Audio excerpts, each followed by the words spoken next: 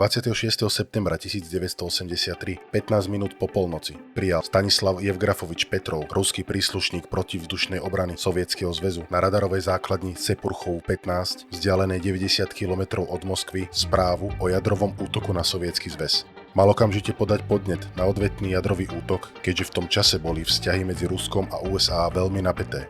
Systém včasnej výstrahy však spustili iba nedávno a bol sprevádzaný rôznymi problémami. Hlásil 5 rakiet, čo nedávalo vôbec zmysel. USA by riskovali plný odvetný útok, ktorý by znamenal ich vyhladenie.